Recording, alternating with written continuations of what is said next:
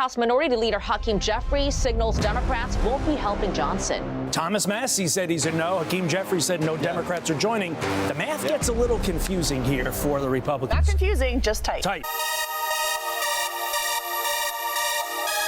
Speaker Mike Johnson could get canned at the beginning of the year. That might be his big reward for working so hard, but he blew it on that CR, the Continued Resolution Bill. Welcome to the Doug TenNapel channel. I'm so glad you guys could join us. Of course, leave a comment below.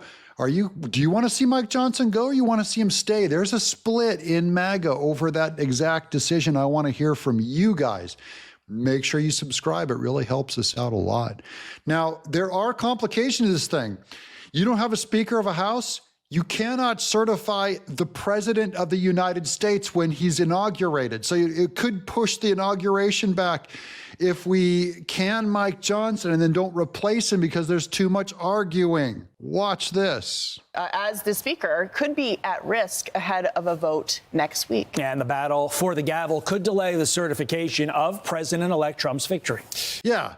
So I say, can we not mess with this right now, Republicans? You know, of all the sins you could commit, is green lighting Mike Johnson for a little bit longer, given Matt Gaetz has the rule where you can vacate the seat with one vote, one person can kick him out? Is it asking too much to hold tight? Of all the compromises we can make, can we get Trump in the White House first before you jack around with the Speaker of the House? The first order of business for the House when Congress convenes January 3rd is electing a House Speaker. It's all about the math. The House clocks in with 434 members with one vacancy, thanks to former Republican Congressman Matt Gaetz. The breakdown is 219 Republicans to 215 Democrats. The Speaker of the House must win an outright majority of all members. Current Speaker Mike Johnson is on thin ice with the right flank of his party after last week's debacle over government spending. So he can only lose 2 seats. This is going to be voted on January 3rd. That's coming right up. We have to have a Speaker of the House before Trump. They can read the votes on January 5th. 5th or 6th. Anyways, then inauguration on the 20th. Now here's some cool news, is we are gaining a little bit of help. This is from Eric Doherty breaking. A second Florida Democratic state representative, Hillary Castle, just switched her party to Republican. Post-2024 election, Florida Republicans have gained 2 seats in the House, and they already had a supermajority before. Wow. So Democrats are still the loser party. We could gain some over by attrition. That, doesn't help us on January 3rd, where we need everyone to be united. So I'm going to say, and by the way, you guys know I'm a huge fan of Thomas Massie. He's one of the guys that said he will not support Mike Johnson. So now we can only afford to lose 1 more vote out of and you need like 220. It's not going to happen. We're in trouble. Before the last couple of weeks, I was, in his corner, but now I'm, we should consider what's the best path forward. We do need to consider whether, if we're going to advance Mr. Trump's agenda, whether the current leadership is what we need. Johnson relied on Democrats to get the final funding bill across the finish line. It's a similar scenario to 2023 when former House Speaker Kevin McCarthy worked with Democrats to keep the government open. Gaetz then triggered the vote to oust McCarthy. House Minority Leader Hakeem Jeffries signals Democrats won't be helping Johnson.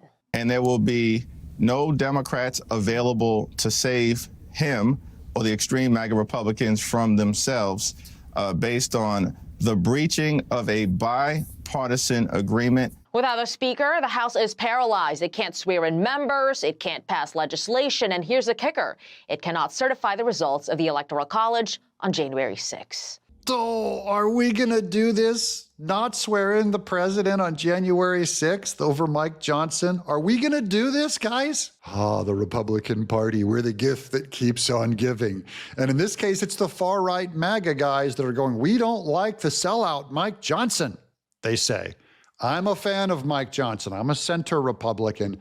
MAGA guys on the right, they're purists, and they're going, we will not vote for Mike Johnson. So what does that do? January 3rd, they would have to vacate his seat, and then they have to get every Republican to agree on a new Speaker of the House. We've talked about Vivek Ramaswamy and Elon Musk being in that position. That's not going to get half of the House is not going to agree with that. You're not going to get enough Republicans on that. I'm sorry, that's a radical decision. It's not going to happen. So what do you guys think? Does Mike Johnson have the votes? Do you want him in or out? Make a quick vote in the comments below. Just put in Mike Johnson, yes, we want to keep him, or Mike Johnson, no, dump him. When I look at this entire situation, I don't think anybody here on this couch was excited when Mike Johnson put forward a 1,500-page bill there, a couple minutes before Christmas, and basically told everybody to vote on it. That said, I think Republicans have to be very, very wary here. They cannot let perfect be the enemy of the good here. And look, it's certainly concerning, that 1,500-page bill. They ultimately did not settle on that. But your number one priority, in addition to certifying the election of Donald Trump, is making sure that you do not lose a minute while you have this power to put forward Donald Trump's transformative agenda. All you're guaranteed at the most at this point is 2 years. You need to take advantage of each minute of those 2 years, because who knows what 2026 will bring. The fact is that House Speaker Mike Johnson only has a 4-seat majority. 4-seat majority, it's not enough. Republicans are too divided within our own movement. We're watching even MAGA argue with itself right now over immigration, fighting Vivek and Elon, saying, you're not going to hire a bunch of India foreign guys to come and take our tech jobs. So even that is divided MAGA. And then further between that is the Republican Party of rhinos versus MAGA. So we're divided, and division is not good in politics ever when it's based on majorities. And so if you look at the balance of power here, it's a very, very slim. And so the questions that Republicans and President Donald Trump must be asking is, what is the risk-benefit analysis? Is it worth risking not certifying the election of 2024 on January 6th because House Republicans are infighting about who should be the next speaker? If they're going to do this, they should have someone lined up and ready to go to replace him immediately, because these House Speaker fights can last days, weeks, months. Not going to happen. Trump might not get inaugurated. Guys, I've been talking about Democrats screwing us over and planning their own shenanigans to undermine Trump being seated. And now the Republicans are going to do it for them? With Republicans like this, who needs Democrats? And so they're going to have to decide, is it worth pushing off certifying the election, potentially pushing through the inauguration date to get a new speaker? And whether President Trump, there's reporting that he's upset with the way that the spending bill went down. However, it may be more complicated given that the certification date is in a week and a half. But where is the opportunity or even levers to do something different? Thomas Massie said he's a no. Hakeem Jeffries said no Democrats are joining. The math gets a little confusing here for the Republicans. Not confusing, just tight. Not tight, just really, really bad. Okay, Republicans, get it in gear. We're not getting anywhere unless we're united.